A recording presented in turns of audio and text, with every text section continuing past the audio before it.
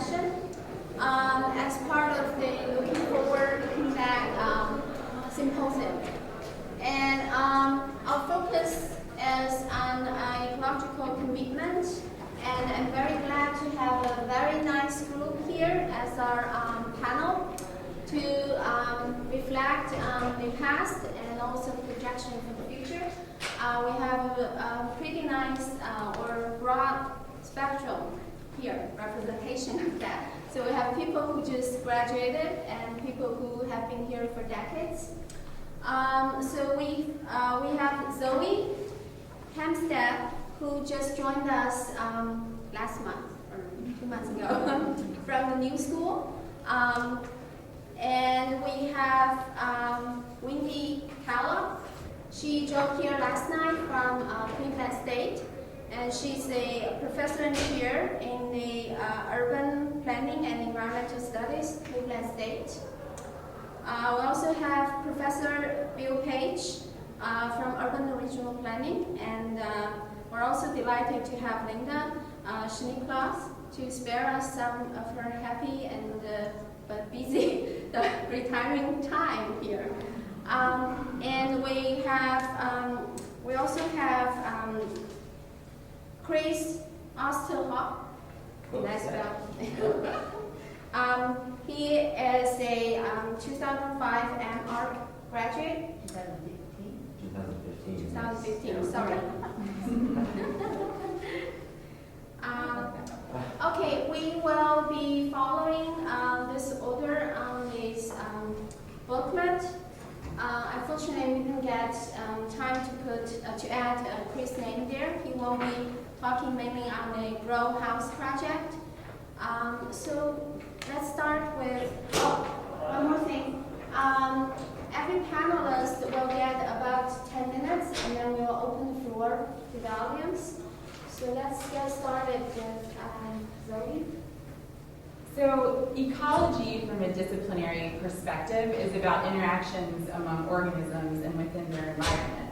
But when we think about ecology from the perspective of an urban planner or with respect to urban systems, it's not just about ecological processes and functions, it's also about things like social practices, governance regimes, technological infrastructure, so transportation infrastructure, energy infrastructure, and economic conditions, and really the interactions that are happening across all of these domains. So if we're thinking about, how should cities transition to more sustainable and resilient futures, we ought to be taking that holistic systems perspective.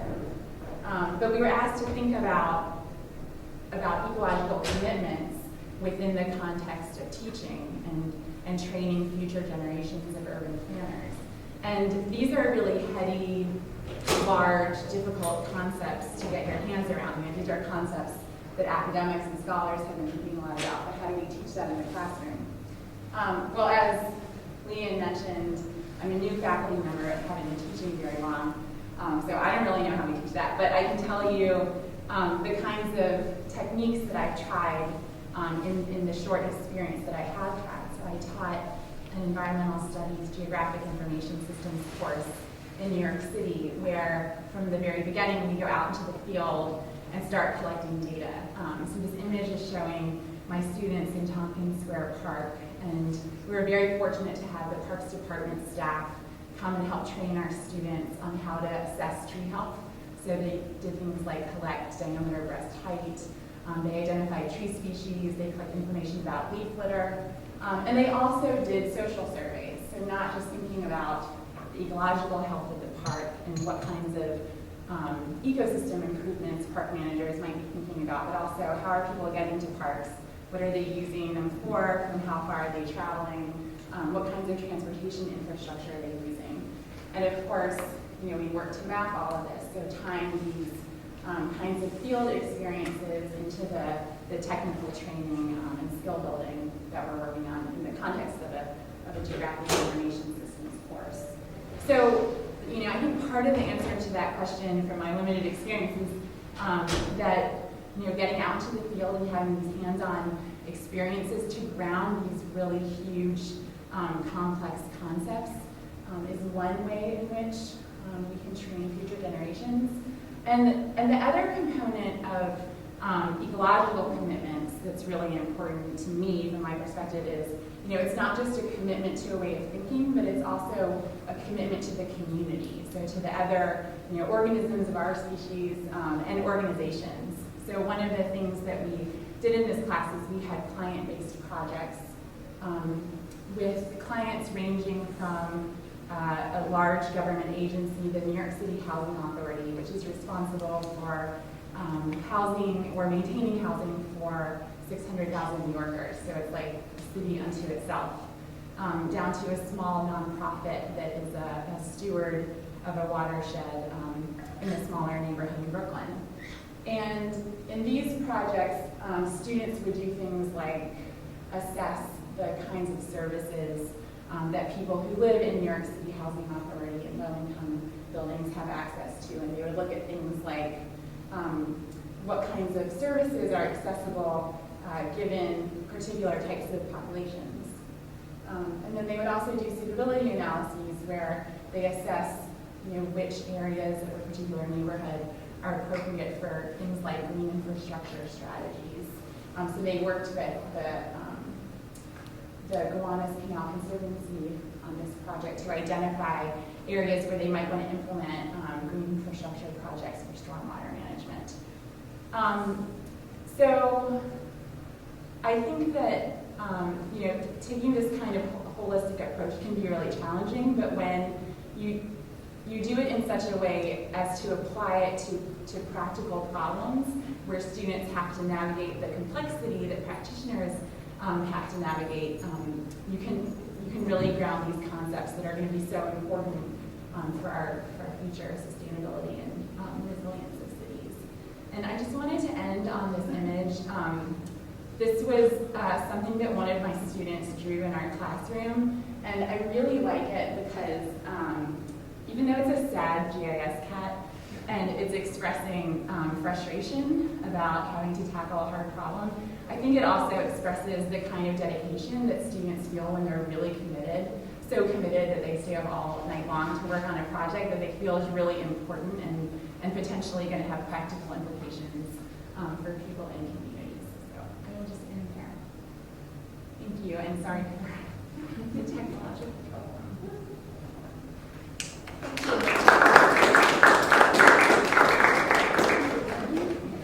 I do not have a problem, which is unusual for me, but yeah, I guess it's over there.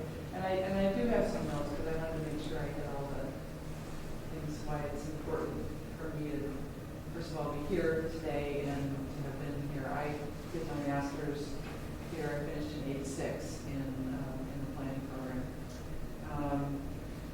And I went on and got my PhD at Cornell, and then since '93, I've been teaching planning at the Levin College at Cleveland State University. A school that's quite different than this one. We don't have architecture, but we have a lot of policy and planning and public administration. But I've always enjoyed being in that multidisciplinary environment, so it works for me. But I do miss the painting up things on the walls that I got from my planning during graduate school. So I wanted to talk about just kind of basically what did I learn that I think was really important to me in terms of my ecological commitment, and how did I learn it? And I'll tell you a little bit about from whom, because there were some really important people here to me.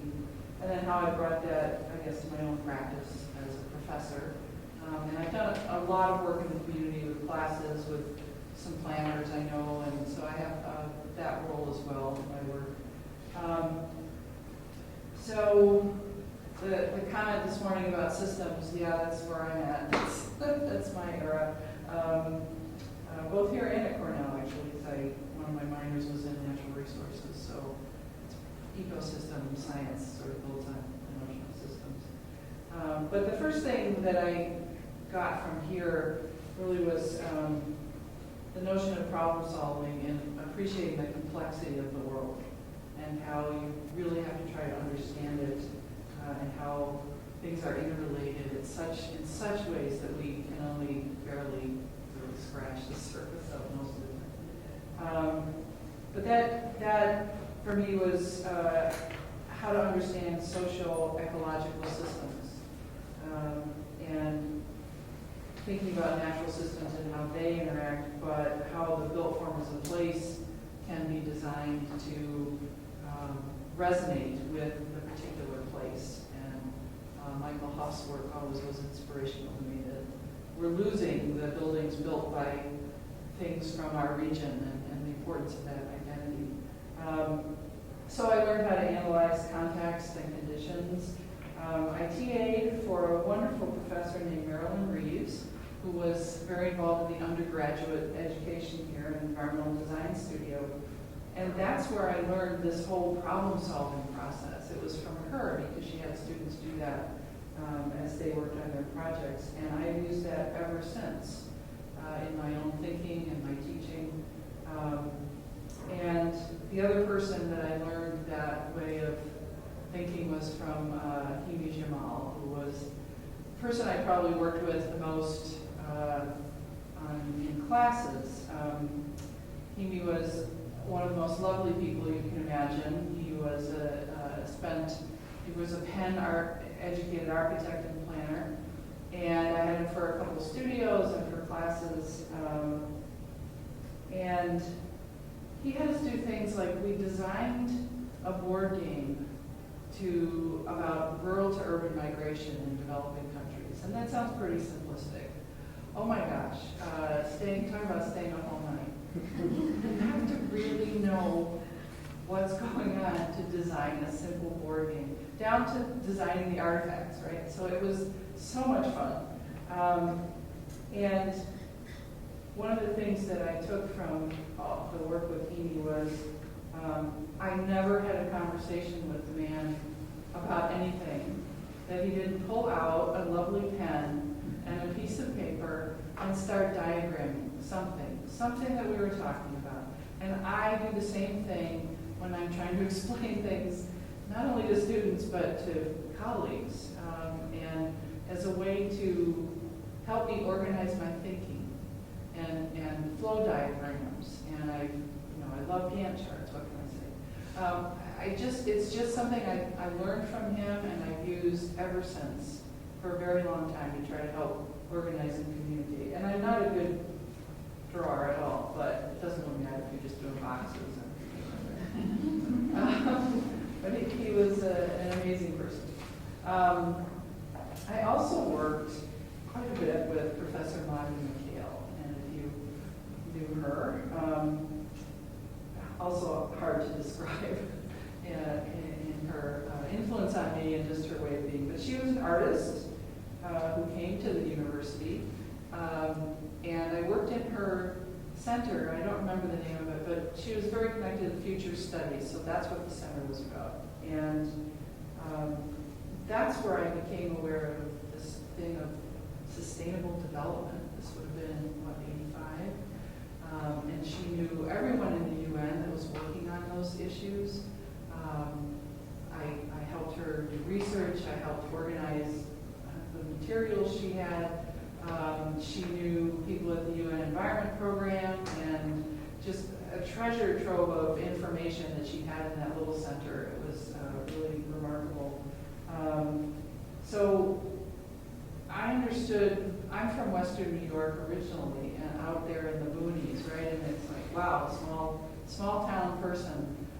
She helped me understand this big world that when we're talking about sustainability, it's not really here, it's the whole planet, and always understanding how one connects to that in a holistic way.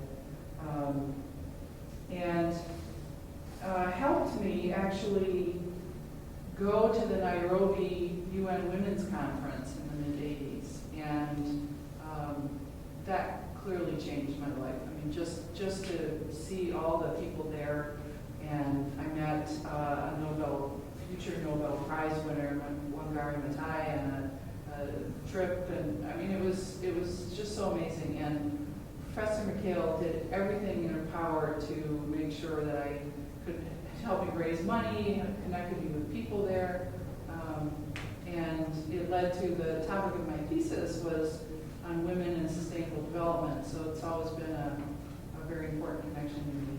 That was because of her.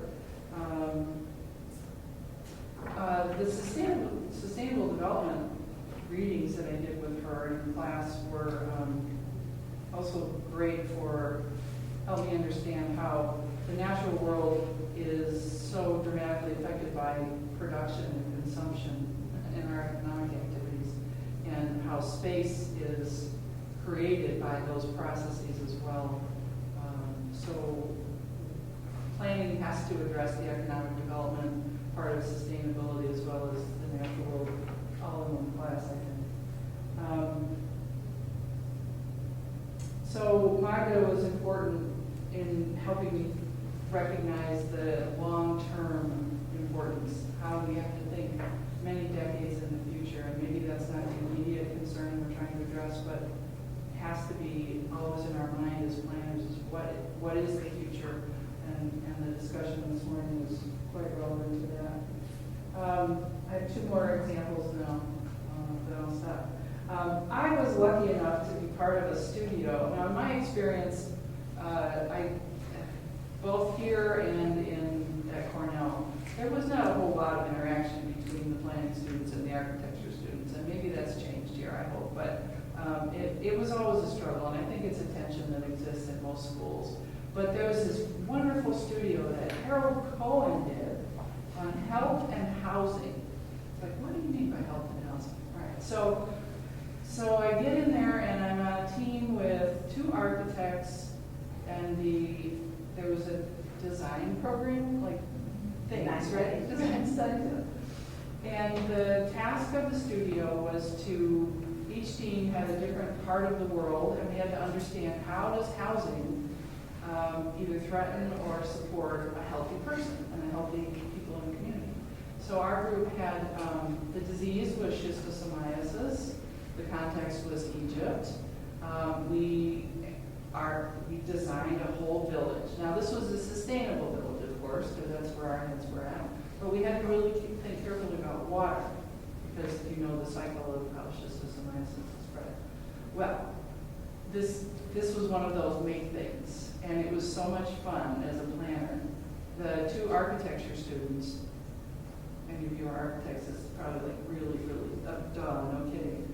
We built a plaster mold on about this thick and about this big, by that big. And we cut little blocks of wood and pushed them down into the plaster. I'm thinking, what is this for? I could not envision this. So then the next day, so it dried, and then we covered the whole thing with clay, about an inch of clay, and we let it sit there for a couple days.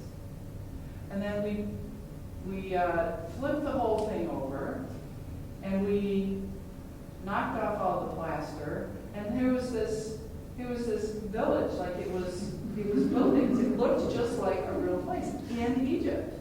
I'm thinking, gee, this is amazing. This is just amazing. And so, but we also had to then think about every system in that village. Where do they get water? How do they get food? What's the heating and cooling? All of those issues. And I have to say, working with on that team was one of the best things I did here, because it was definitely interdisciplinary, but it was also so intense. I mean, we were just so excited to be thinking about it. Other groups did Chaga disease, and it was just a really wonderful experience. So that was my learning by doing, literally working with stuff, which planners don't get to do that often. And then the last thing I'll say is, well, Lynda, I'm sure I didn't have you in class, right? But when I was doing my doctorate at Cornell, I decided to work on the Great Lakes, which has always been an interest, but these things called remedial action plans. And I ended up doing case studies of the 6 plans on the Lake Ontario Basin. So it was a very policy planning kind of study. And I went to so many public meetings and talked to people who had been working on the rivers in these cities. And then I ended up talking to Lynda and learning what the urban design group had been doing, and Dr. Bradshaw. And so it was, even after I wasn't here, I was still learning from the professors here, which is how it should be.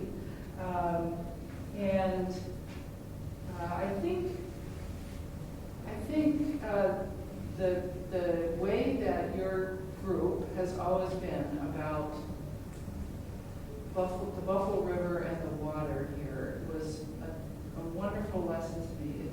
It is that commitment to place. It's not just place making, it's thinking about the place and what it has and why those elements are so important.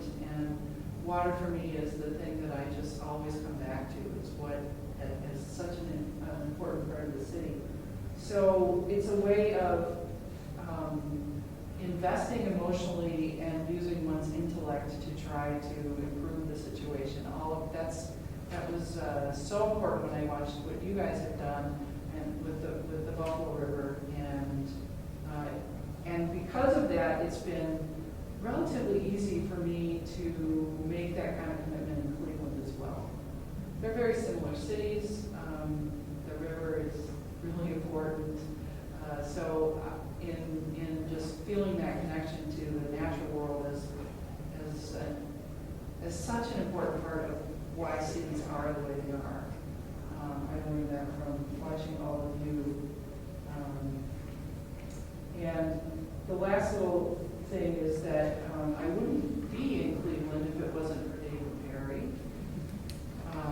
He spent 2 years as a Levin chair holder at our institution. And I remember walking into his office, he'd just come back, and I applied. I was finishing up at Cornell, I was visiting on around, and I applied at 7 or 8 universities. And he said, well, you applied at Cleveland, right? And I said, what do you mean I didn't? What do you mean Cleveland?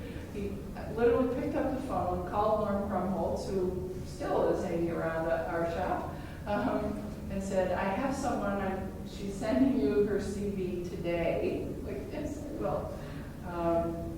And when it came down to choosing to go to Clemson or go to Cleveland State, it was the Great Lakes and the water and the people that I knew who were at those institutions. So there's my ecological commitment. Thank you, Wendy. So I'm going to try to spend a little time talking about the topic is how the research faculty do at the university leads into the pedagogy, the teaching we do at the university, and how both of those interact with the community. And that's what I'm going to try to cover pretty quickly.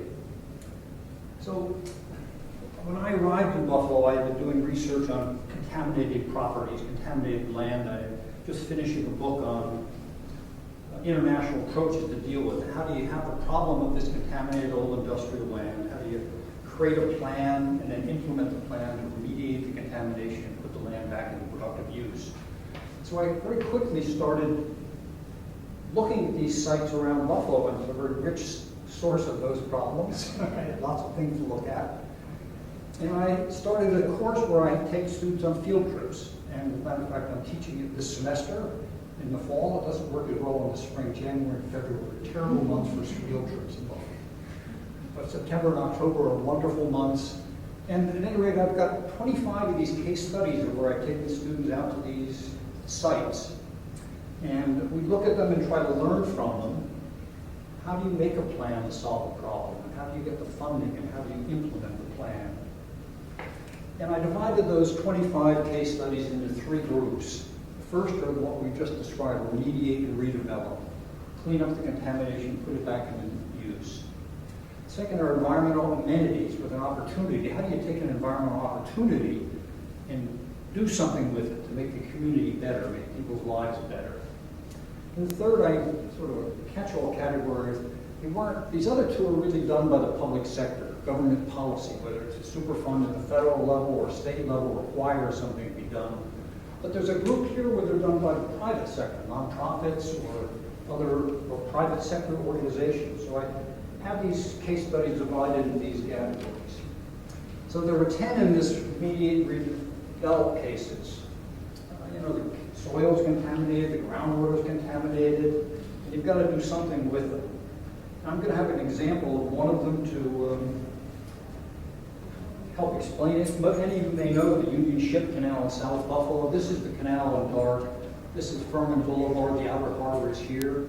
So ships from the Great Lakes brought in iron ore, they brought in coal, put it onto this dock here, and then they put it into furnaces and made pig iron for all the steel mills. And it died and left a history of contamination. It's fascinating that actually the worst contamination was up here, where it wasn't waste from this facility, but when this place was abandoned, people dumped toxic waste, PCBs and other things on the abandoned site. So it had problems to fix it. So this is what it looked like, the canal in 2007, when they already turned the land around into the South Buffalo commercial park, commercial industrial park. But the canal was still, had contaminated sediments, and it was, they'd taken down the structure, but it wasn't really finished. But they put together a plan, and this is what it looked like from the air in 2015. You can see they cleaned up the park, they fixed the contamination at the bottom, they actually made some facilities for fishermen to wade in here, and you can get boats into it, and there's a bicycle trail around it.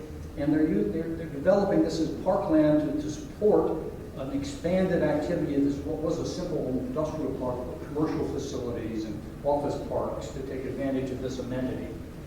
So that's an example of one of those types of problems. The second one I talked about were environmental amenity with opportunity. There are 9 case studies that dealt with this, and take students out and see how they're done. And here's an example of Seneca Bluffs, 15 acres on the Buffalo River, south of downtown. It was actually a truck farm until the 40s and 50s, and then it was abandoned, and illegal material was dumped there, and environmental invasive species became the big problem. This is the site. Mugwort and Japanese knotweed and Phragmites australis just dominated the site. It was so thick it was really hard to even walk through it.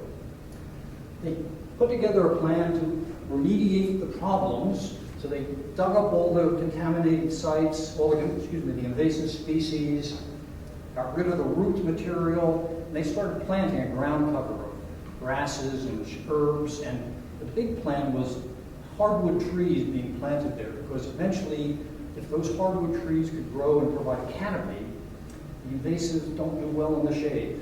So it's a long-term strategy. It's and to be honest, it's a very innovative strategy. I haven't seen it work anywhere. No one's been able to wait the 30 years until the trees are big enough. However, this was done in 2005. This was 2009. And you can see these hardwood trees are growing pretty well. And look at the beautiful ground cover. The big blue stem grasses and flowering plants. And they help keep the invasives under control. However, Japanese knotweed's a pretty tough customer. And it got in there anyway, so they had to go in and trade. But you can see this was taken in 2013, and the trees have gotten quite a bit bigger. It attracts some wildlife that's rather interesting. A 6-point hawk was there one day on our field trip. So this is an example where they made a plan and are implementing it, but every year they have to go back and upkeep the site, make it a little better, keep it under control. The last category are these autonomous actor sites. And so you've got an organization that's not dependent on the public sector. They've got money, they can do things. And the one I'm going to talk about is a green infrastructure project that the sewage district, along with Riverkeeper, have been instrumental in. And they've taken a series of streets south of Buffalo, Delaware Park. I think this is Berkeley Place. And what they've done is, instead of letting the stormwater that used to flow into storm sewers and go to our sewage treatment plants, and huge problem, very expensive to treat all that rainwater. And it's such a problem that the treatment plant can't handle it, so we dump raw sewage into the rivers and lakes under heavy precipitation events because of all the stormwater. So here's a project where we're building rain gardens, and there's a curb cut, so no water goes into the sewer going down the street. It all goes into these rain gardens, which are constructed very deep with gravel on the bottom, and the water percolates into the ground instead of going into the storm sewer. The adjacent street is still left the same, and they can compare them at the end of the period pretty soon. And actually, the 2 streets over, there's one that has no rain gardens, but they tore up all the pavement and put in porous pavement. So when the rainwater goes right through the street and goes into the ground.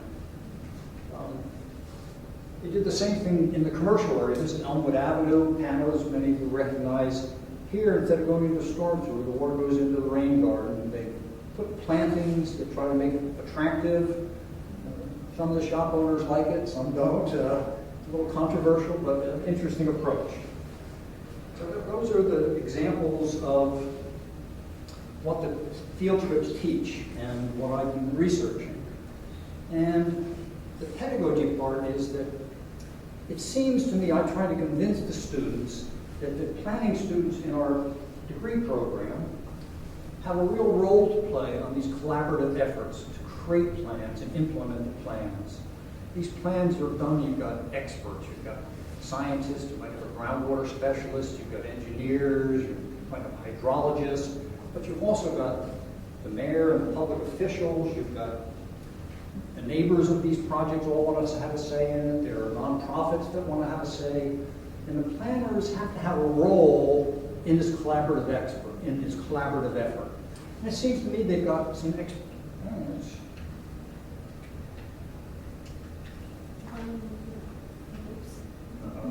What did I do now? Oh, I'm sorry. Oh, there you go. I'm not going to touch this again. It works? Yes.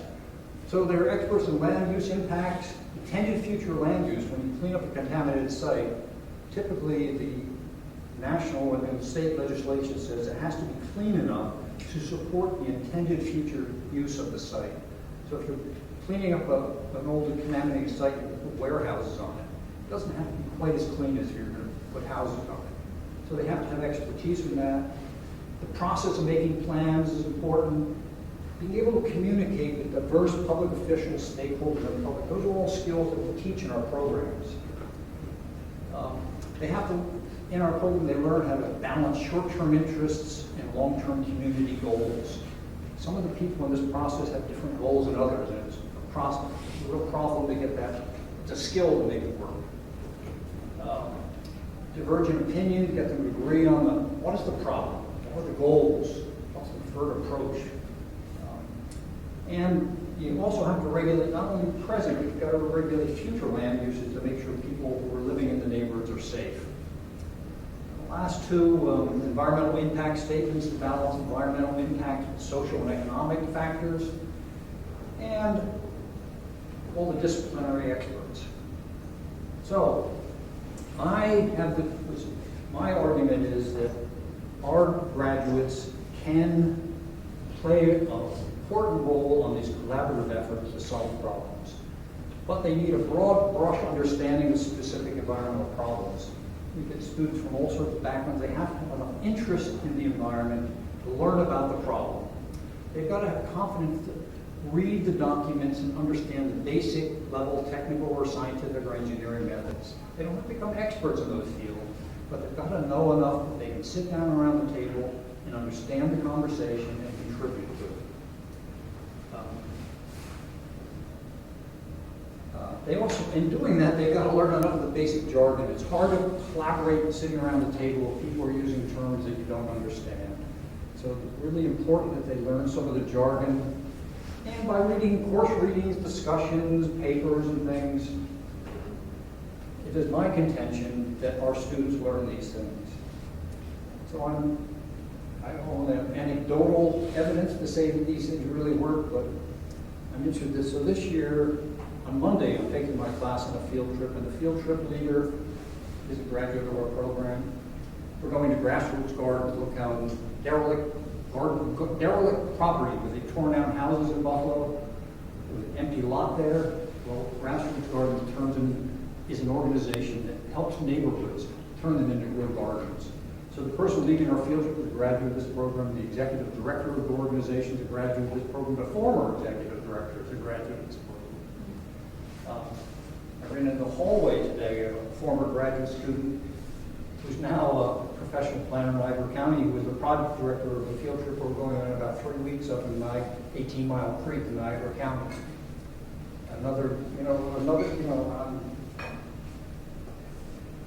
And we're doing another field trip this fall to Niagara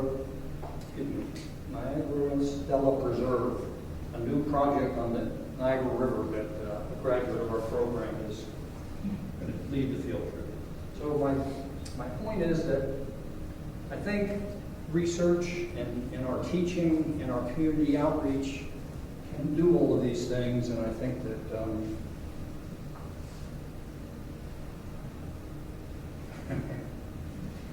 I don't remember how to turn it off. Well, thank you very much.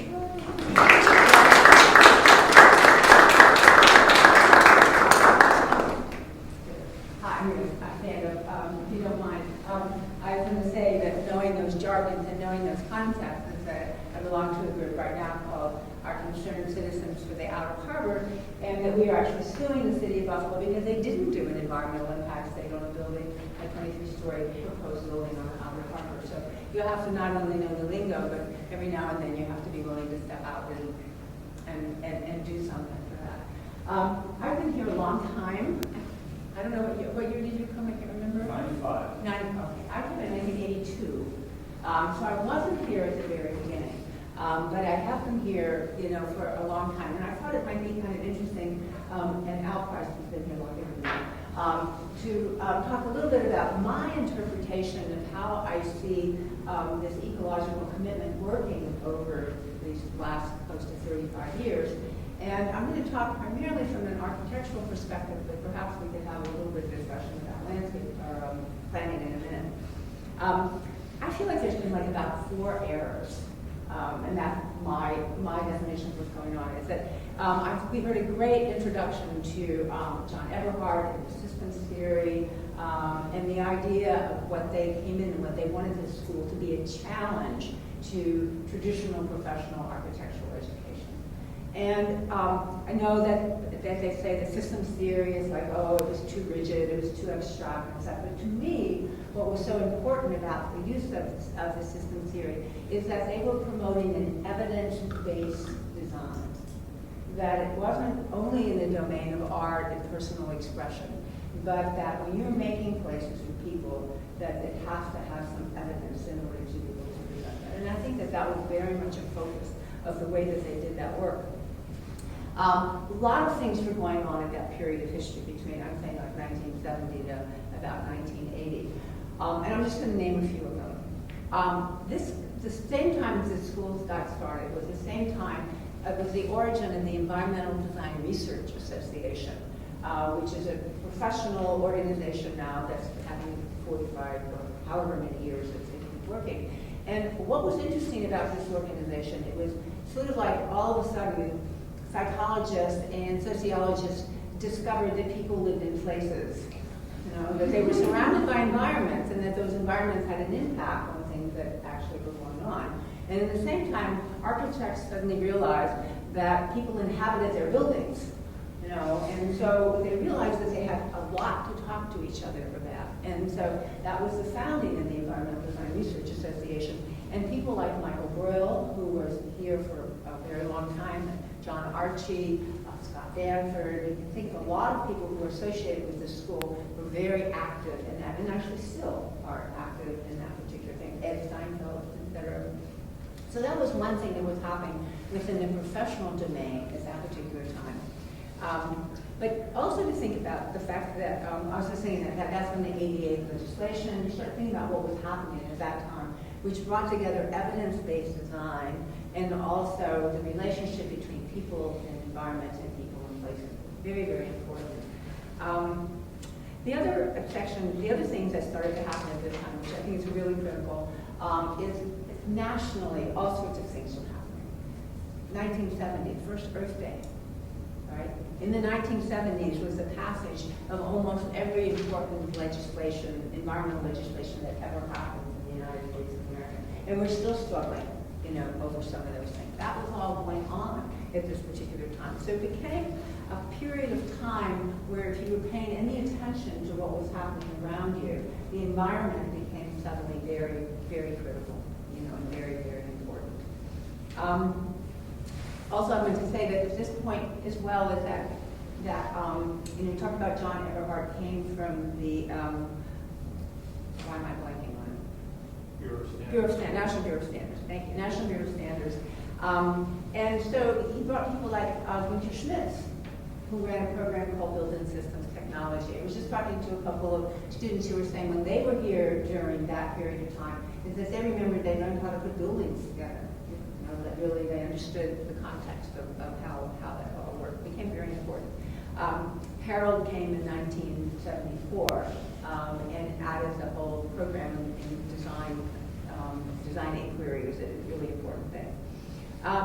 So anything that I think about, like phase 2 of this was sort of the context. In phase 2, I'm saying this is kind of when I arrived, and so again, it's still my interpretation about what was going on. I think about that as a period of time about when people we were starting to sort of organize a curriculum around things that would be considered to be environmental, so it's like climate and landscape architecture. When I came, it's the same time, it's almost the same year, Dennis Andreyko came. Those of you who've worked with him, his climate is major issue. Bob Shibley, we think of him the dean, but he was working as the Department of Energy on passive solar design when he came here. I came, Gary Day, worked in urban and regional planning, Hirahata and urban design. So there was a lot of kind of influx into people concerned about the context within which architecture happened. But it could have always been more communication with planning, but this was within architecture itself. I know Andrenko and Steinfeld wrote a book on cold weather architecture. How do you think about architecture in cold climates? Something they ran a series of things on that. Remember the senior studio project at that time was that the students were given a building, a small facility, and they had to design it in 4 different climatic zones to see how living, if you were in Arizona or if you were in Maine, how would that building be different? It was exactly the same program. So there was a real attention to the notion that there could be a difference and that climate was starting to happen. It was a time when we started a Sustainable Futures program in Costa Rica, which was a study abroad program, but a study abroad program with a focus. So students went down, learned about tropical rainforests and how do you design in that kind of environment versus this kind of environment. We also put together, when the architecture program at that point realized that there were really different kind of areas of interest that people had, so we put together tracks. We've experimented curriculum-wise as a faculty many times in different ways, but this was the time we had tracks, and landscape and environment was one of them. We had a lot of students who participated. We also had one on accessibility and other things, and so students began to have an ability to sort of say, I want to learn more about this than everything else. And that was the beginning of the program. We have graduate groups now, as you know, that actually carry that whole idea forward.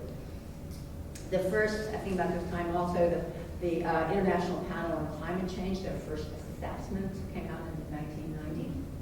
And the Rio de Janeiro Earth Summit happened at this time. So again, you start seeing all of the things that were happening across the world at that period really led one to thinking about it. And then I think we went into a hiatus. I mean, if you just even look at it from a political, cultural things, is when Clinton was, nominated and president, and it's sort of like we kind of went on this track and sort of didn't pay a lot of attention to some of those things that were going on. And I felt like that happened in the School of Architecture a little bit, is that we heard Mike talk about the fact that they really got into making. It's like the world, instead of going this way, became this way. And there was a lot of exploration of materials and things like that, but it was almost as if like the science base and all of that kind of stuff sort of got infused into almost a program in design. And I think that people who lived here during that time really were focusing on design with a big D. And those of us, who were doing this other stuff, continued doing our work, but it wasn't really the thrust of the school, and it wasn't the thrust of the nation. I think that there was, all of this stuff has, serious relationships to each other. But I would say that what's happening right now, probably again because there's been a huge shift in the whole culture of the world, in some respect, that we're reintroducing to a very, very large extent a lot of the environmental and ecological things that are happening. And it's happening more in the national consciousness as well. I'm sure that you all know about, although you would never know it from the election, that there was climate change going on. So I of like, I'm no longer teaching at the school, I'm retired, and so my ability to influence the curriculum is really limited. But I have some thoughts about how I would hope that things would develop in some way, so I'm going to just put those out there and say that. I think that we are facing probably the most critical issue that humans have ever faced, in terms of civilization with climate change that's going on right now. And that I think that we're at a point where we're going to have to sort of deal with this cosmologically. I know that we don't talk about cosmology, but it actually, at its basis, is talking about what a worldview is and where humans sit within the whole context of the Earth. And we've sort of developed this philosophy that we are somehow on top, or that we can kind of control things. That's what we're seeing. The Earth is saying, well, sorry folks, you can't control things, that they have their own patterns, that they have things that they can actually do. And so, I don't know if you're in the world that talks about this, but people often talk about the triple bottom line, is that we're making decisions, we have to make sure that the ecology and equity and economics get all balanced, et cetera, et cetera. Well, it's a lie. Because in point of fact, you would have nothing if it weren't for the Earth. It's like if you just imagine anything, there is nothing that doesn't come from the Earth. And so it's like what we haven't done and what we've been unable to do is to recognize our total dependence on the fabric of the Earth. And so the irony of us destroying the fabric of the Earth when in point of fact our lives depend on it is a kind of a form of insanity almost. But there's a wonderful anthropologist, his name was Edmund Carpenter, who once said, "We don't know who discovered water, but we can be sure it wasn't a fish." Think about that for a minute. It's like, so what happens is we live in a culture that teaches us certain things about how the world operates, and it's really hard to step outside of those things to see that something else is different. So, if you started to talk with your friends and say, oh, I think that, the Earth is the most important thing and that, humans are just a very, very small part of it, they'll think you've gone crazy, right? Because our whole lives are organized around our own species. My dog thinks that dogs are the most important species on Earth, right? So humans think that humans are the most important species on Earth. But actually we're part of a web of life. And so we kind of have the typology upside down. And so think about, well, if we inverted that typology, what would the world be like? What would happen if we suddenly started to operate? And we have some indications, if you look at indigenous cultures, for example, that they very much, like I think the Haudenosaunee, who's our native tribes in this area, that they have what they call the Thanksgiving prayer. Every day they stand up, thank the sun for the blessings, thank the rain for the, so just sort of the recognition about stuff as the Earth gives you, all of those things, as opposed to sort of having and taking all those things. The other thing that I think cosmologically would have to change is it's really interesting that about what we think we can change and what we think we can't change. So, for example, people say there's no way we're going to be able to limit climate temperature 2 degrees because people will never, will never be able to do that. This way, which is really not going to happen. You realize what you're saying when you say that? But anyway, so it's not going to happen. And yet, it's like, but in point of fact is that we can do that. We made it up. Human beings are really powerful because we actually can agree to do things together. That's what the whole planning is about, which is why it's such a powerful thing to be able to do. But you can't negotiate with physics. You're not going to be able to negotiate with what the natural processes are. We just can't do that. So what would happen if we turned those things upside down and started to say, well, this is fixed, but this can actually, be shifted. This can actually be changed. So a couple of things that were requests that I had. One is, I would wish to somehow get more integrated into the curriculum the whole question about how do we stop using fossil fuels. We actually know what the problem is. It's not like it's a complicated problem at one level. And I'm reminded of the story. I don't know whether you've ever heard this story before. It was a small village, and one day someone spotted a basket coming down the river, and it had a baby in it. oh my God, it's like, so they rescued the baby, et cetera, et cetera. And then over the next month, there were more and more babies coming down in baskets. And they organized themselves, and they wrote a plan, and they figured out exactly how they were going to rescue all these babies and keep them out of the water, et cetera, et cetera. And then somebody said, where are all these babies coming from? And so that's the number one thing, is that we know where all these babies are coming from. If we think about it as carbon in the air, then we got to stop it. And so investment programs, all kinds of things in which we can organize ourselves, to do that. Another thing I think planning and architecture students have so much to contribute, building on both of, Wendy and Bill were talking about, is that we are going to have to help communities and people figure out how to live in this rapidly changing world. Things are going to be changing so quickly and so drastically that our expertise is going to be needed in such significant ways. Now, that's not instead of it. In a funny way, a lot of architects and planners think those are really fun things to do. How do we build ways to stop the sea from New York City? And, we can think about all this great infrastructure, but we can't do that only. We also have to stop it. Keep coming back to the babies, right? We have to stop it at the same time. But we have to make some hard decisions. Our culture needs to make some hard decisions about where we make future investments. What is going to happen? We have kids, grandkids. What their lives are going to be like.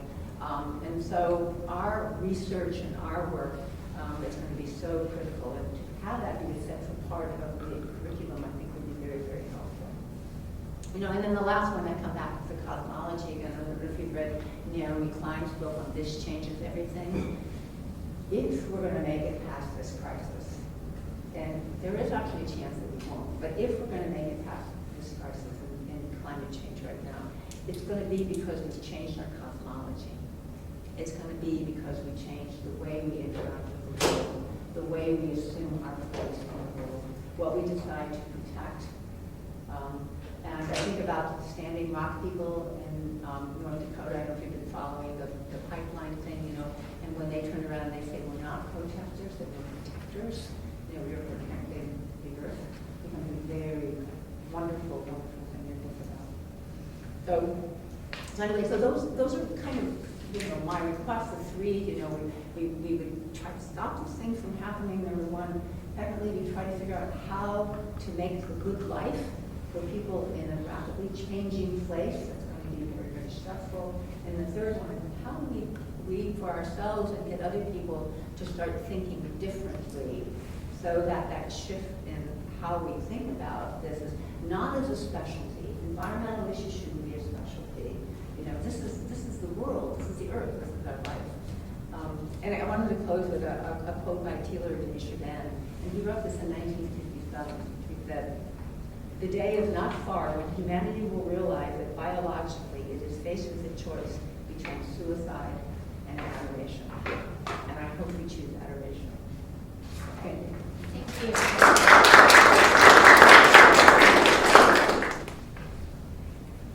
All right, so being the youngest one here, I don't have much to talk about in terms of the past.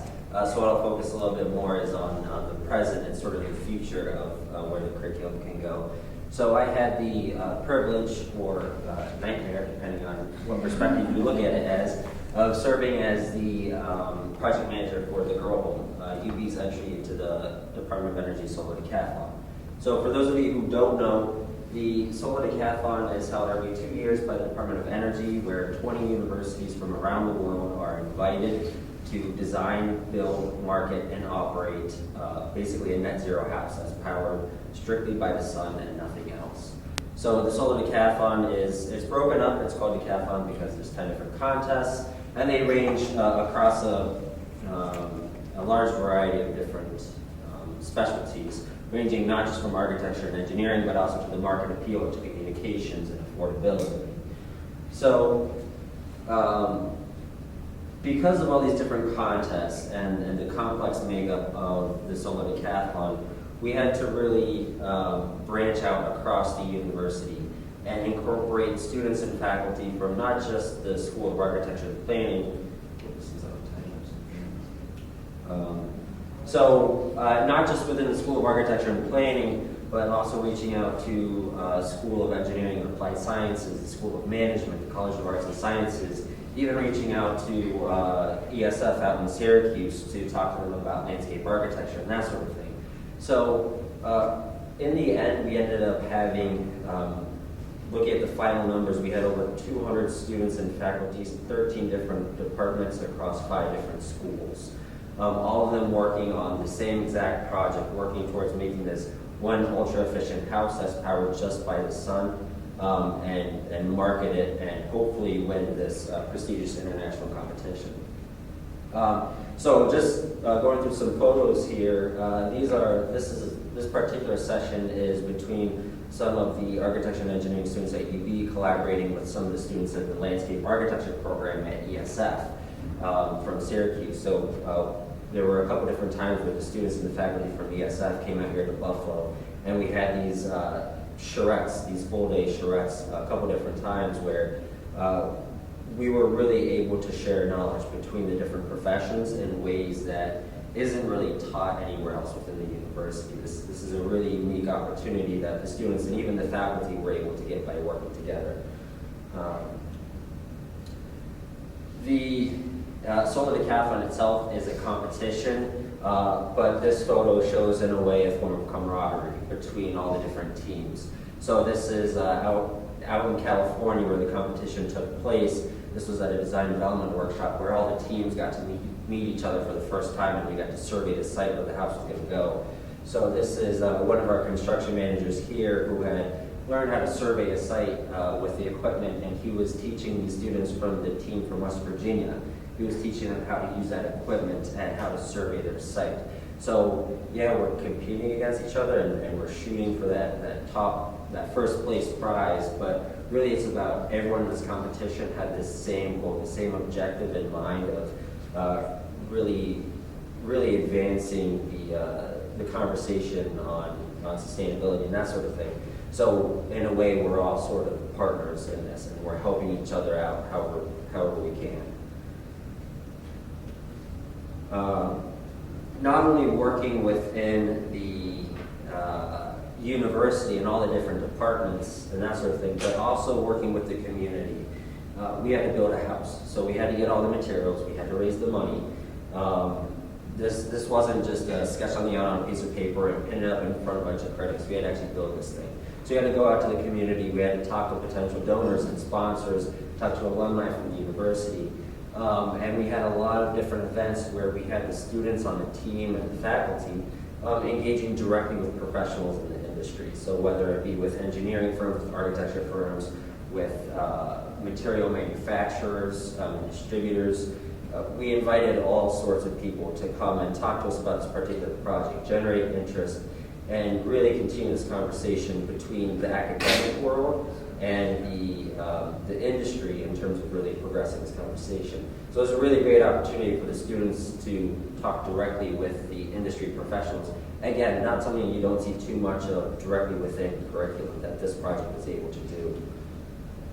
And this is sort of a brief list of just many of the different donors and the sponsors and the companies and the individuals who came together for this one project and really made it happen. They contributed. And all of these companies are now partners in a way with the university that were not before. So we've made a bunch of partners with the university. We've also strengthened a bunch of other existing partnerships.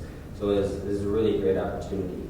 Going back to the student sense, integrating this into the curriculum, our specific goal that we really take pride of with our particular team was we relied as less as possible hiring professionals to come in and build this house.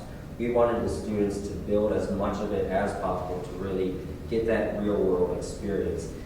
This is a shot of a couple of the students on the team actually putting up the structurally insulated panels which serve as our envelope for the house. So sure, we reached out and we talked to the manufacturer and the distributor for these wall panels, and he would come out and he would teach the students how to do it, but we never hired a contractor to come in and do it. Instead, the individual came in and taught us, and then we as a team, as the students, we built the house. And that's something not many teams within the Solar Decathlon can truly say that the students did the majority of the work. We actually built this house from scratch. And then out there in California, which is where the competition actually took place last October, we had to, of course, ship the house. We built it here in Buffalo and then shipped it across the country. A huge logistical challenge in of itself. And then reassembling it out on this parking lot at an old Air Force base in California. We had 2 weeks. A large group of students go out there, well, not really that large, pretty small actually. Put this house together over the course of a week and a half or two out there in California. Really put it together. Again, it was all the students doing this work. It wasn't really, we had a couple professionals. You'll see one of the guys right there on the right there. He was one of just a couple professionals that we brought out with us to help us out, but really largely it was the students doing all this work. It was the students operating that heavy machinery. It was the students erecting the steel for the canopy to support the solar panels, which was really a truly extraordinary experience to show how you can integrate this real world application or this real world problem into the curriculum. So this is just going to go through a couple quick photos of the finished product out there in California for the competition, which, by the way, we're in the process of putting this thing together again. Hopefully this semester it'll be reassembled on this campus right on the quad right here in front of HAYES Hall. So hopefully in the next month or two you'll see this thing start going up again. But these are just some of the finished shots out there in California. Again, this is largely all students designing and building this house. It was powered by solar panels that produced far more energy than the house actually consumed, so we were net plus. The whole concept, which I'll get to in a second, revolved around this idea of urban farming and urban gardening. So the occupant of the house is really growing out their own food. We wanted to highlight the topic of energy, not just in terms of solar power and solar panels, but the energy inherent in large-scale food systems. So when we think about ecology and our commitment to the ecology, it's not just about electricity, it's also about energy in large-scale food systems. So, hopefully I pause this thing. In the end, we ended up placing top 5 in all 10 of the individual contests and got us a place of 2nd overall in a pool of 20 teams that were invited to compete from around the world in this one competition to design and build the house. So, and just to put it into perspective, let's see if I can pause this. There we go. Just to put it into perspective, the first place team only beat us by 9 points out of a total of 1,000. So each of the 10 different contests is worth 100 points for a total of 1,000. First place only beat us by 9 points, so that's less than 1% of the total points possible.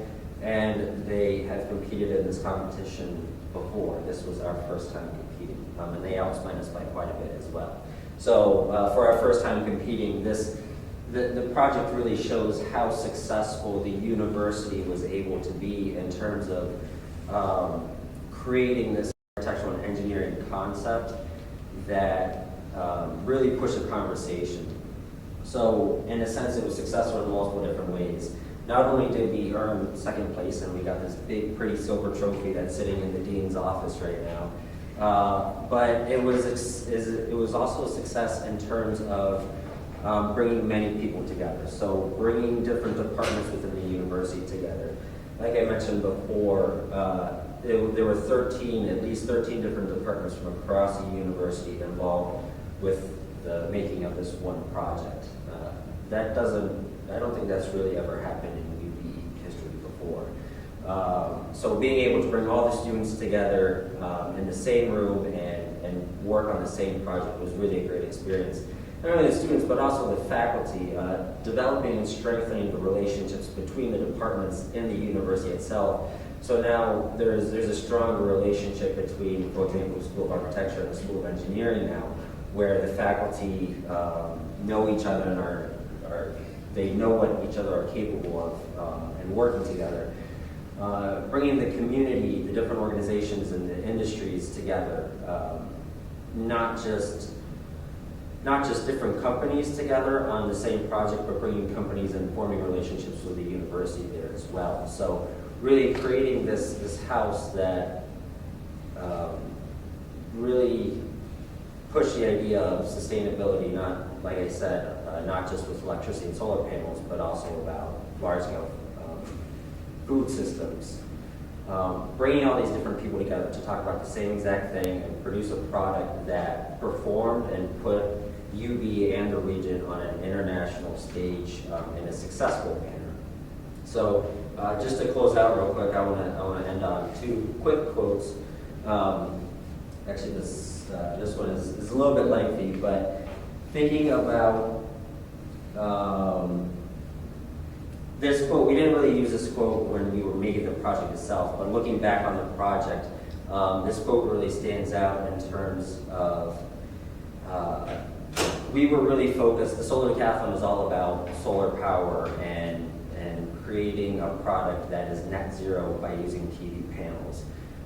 From the very beginning, our goal with the Grow Home was not to focus on just solar energy, because there's so much more to focus on in the broad topic of sustainability than solar power. The urban agriculture, the urban farming, really growing your own food for your family, taking energy out of the large-scale food systems was a critical component of our concept. So this quote by Jason McLennan, who was the founder of the Living Building Challenge, which is considered the greenest of all standards in our industry. He makes this great analogy between buildings and flowers. And I'll skip right towards the latter half, really the meat of this quote. The flower must receive all of its energy from the sun, all of its water needs from the sky, and all of its nutrients from the soil. Flowers are also ecosystems, supporting and sheltering microorganisms and insects, just as our buildings support and shelter us. Equally important, flowers are beautiful and can provide inspiration needed for architecture to truly be successful. So with the Grow Home, we were focused on so many different things.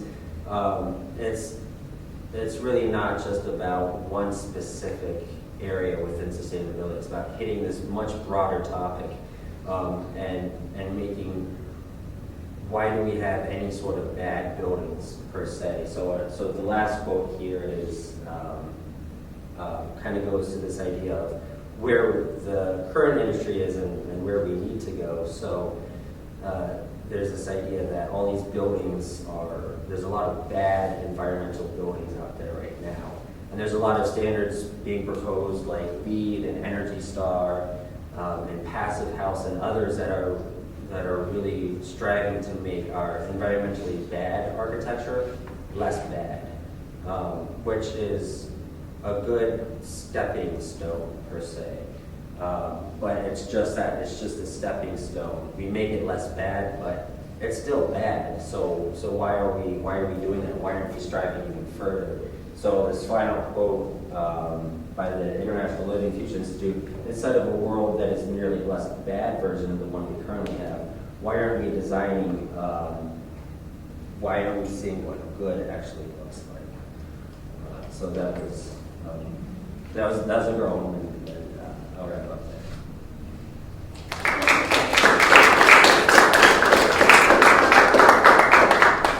To add on top of what everybody just said, I wanted to say that our faculty and students have also engaged in interdisciplinary research in macro-related research using ecological approach, specifically obesity-related research.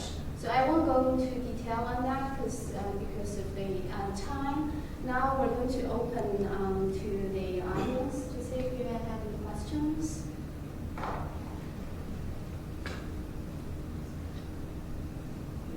I'll say something.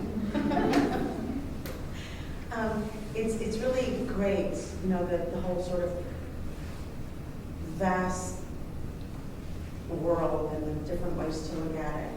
And I'm just wondering, I mean, in terms of the future of planning, I was listening to you speak about this house, and that's extremely inspiring. And, you know, the LEED programs that are out there, it's not necessarily all the new buildings that need to be LEED certified, but to take something and rehabilitate it rather than discard it and fill up the piles of waste that we humans create.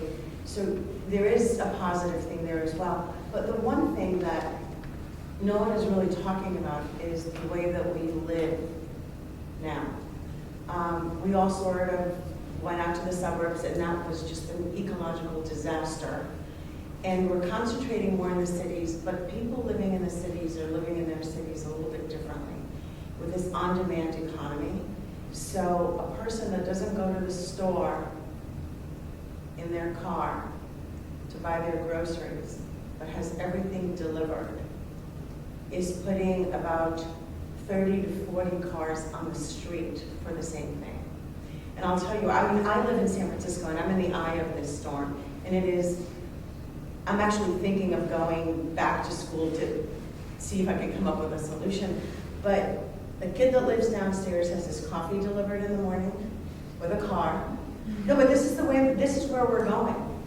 He's always on his phone, which is fine, because that's where he works. But when he has dinner, it gets delivered. If he needs toilet paper, that gets delivered. It gets delivered separately than his case of water. And then all of these big, huge tankers that are bringing all this stuff that we consume into each day, into our bay, hover, and they hover just outside of the boundary of the international water line. Why do they do that? Their CFC emissions do not get counted.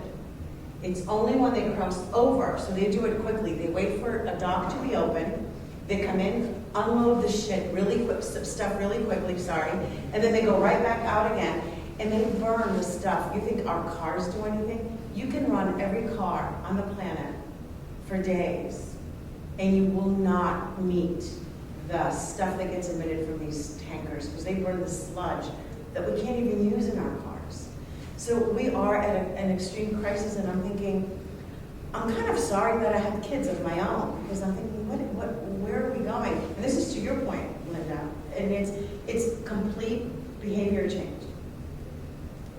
You know, all of this way that we live and the consolidation of like all of the things that we consume into Amazon. I mean, who is it? Where are they? Who do they employ? And the Walmarts with their robots that can ship us. Oh, I need an aspirin and I need it in an hour. And then, oh, I'm okay because I want my fancy car and I'm paying some sort of fine to offset my emissions. And that becomes okay. But this is the really great one. I don't own a car, therefore I'm above. But when I step out on my sidewalk, I want the Uber to be there within 3 seconds. If it doesn't come, I will cancel it. So you've got all these Uber drivers and the Lyft drivers hovering around, driving to pick you up. But you don't own a car, so therefore you feel really good about your consumption. And it's a different way to be on this planet. And rather than going toward the place where I would love for I think it's actually getting worse. And it's policy, it's our perception of what we do as a person and how it ties into the environment. We're further disconnected, and it's kind of maddening. But anyway, that was it. So it wasn't really a question, it was a rant. That's also divided by class. Pardon? It's very classic. Divided by class. Yeah, Not very, everybody very, goes, yeah. very. You know, it reminds my trip back to China this past summer. It's like I'm from a totally different world because people buy everything online and it's delivered within several hours or even one day. So you can buy a dress and then you get it tomorrow morning. So it's so fast, and you buy your lunch, dinner, everything online, and I can't get a taxi because I don't have the software to get a taxi, like you said, Uber. So in China we use Didi. So I don't have that software, and I was standing there 15 minutes and nobody stopped for me. I I feel like, I'm from a, entirely different world, but this whole thing, I mean, it's changing our behavior and changing also, and it's something to, make us think how we should design and plan the future with this whole change, and how to protect the environment from a different perspective, to look at this from a different perspective. So this is not going to answer the question. I've been very deep into the ecological resilience literature for a couple of years, and it resonates with a lot of what I learned here.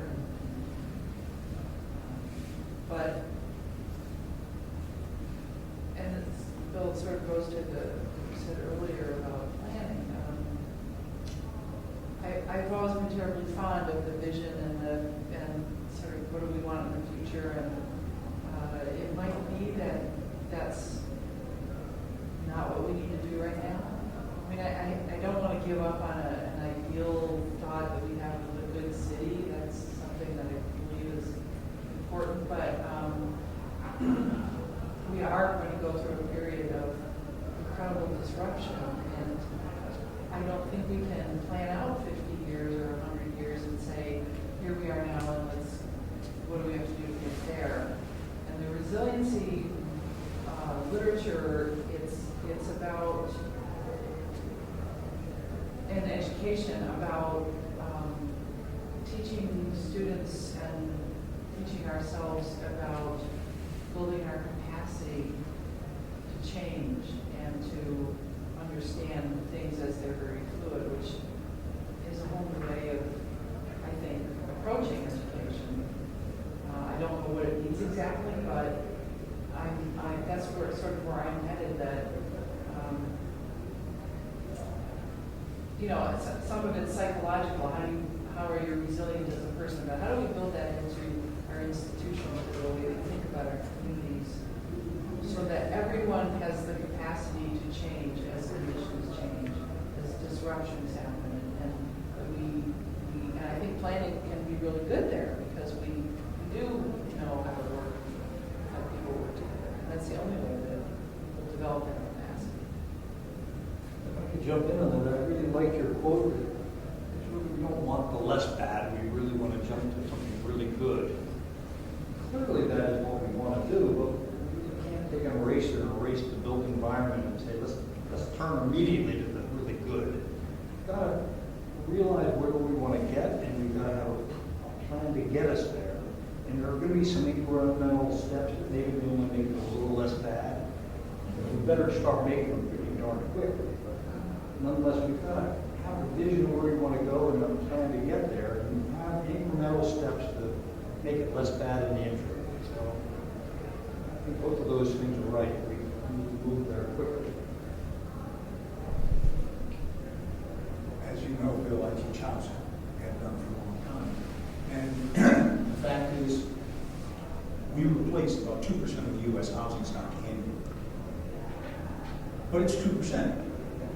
It isn't compounded as it teach finance. But if we got a different 2% built to new standards, like the row house or better, and we did that as a matter of social commitment, at least we're making some kind of an incremental dent while we figure out what else to do. If simultaneously every new building was LEED certified, every big commercial prop, then we're making even more of a dent. So at a policy level, there are things I think we could do. But I think Lynda has a point, and that is until and unless the worldview shifts, we're going to find ourselves in a real quandary. I was depressed deeply about 6 years ago when the regents, public guardians of education in the state of Kansas, elected to remove all reference to Charles Darwin and his work from elementary and secondary school textbooks. So there are parts of our country where the level of enlightenment around certain kinds of issues is nowhere near what it's like, even close to us, and we're no model of sobriety. So it does seem to me that one of the things that is in order is a better approach to environmental education. I'm willing to wager that basically every high school, public high school in the country teaches some version of old-fashioned earth science. And I'll bet you a fat man that they're pretty poopy courses.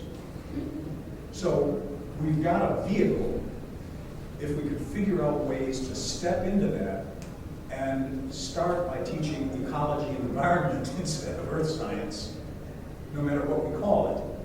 And I just kind of have my fingers crossed that some of us, particularly our senior educators, will think about ways to influence public educational curriculum, because that may be another component of what changes the mindset. I don't know how else to do it. The facts are powerful when you marshal them. And I think even little kids get it. So if we started by saying, I remember one of my graduate students in planning, he was in class, and I made some kind of a snide, off-the-cuff remark about, do you guys still run the water while you brush your teeth? And he said, oh, no. I said, really? Because I use a little cup, so I use that much water to brush my teeth, right? I said, really? Where did you learn that? And he said, Barney. Barney teaching ecology, right? But there are ways, is my point. And I just don't think we have even thought about it. Despite all of our expertise, we haven't thought about influencing the systems that are creating the mentality that we then say we need to work on. So I think we need to get busy on that. My former dean at another institution instituted a program in environmental education that I thought was really right on. I'm sad to report to you it's no longer taught. So, here we are. Comment on question. Any other comments or questions? If not, I think our time is actually. There's a break refreshments. Yeah. Thank you for coming. Thank you.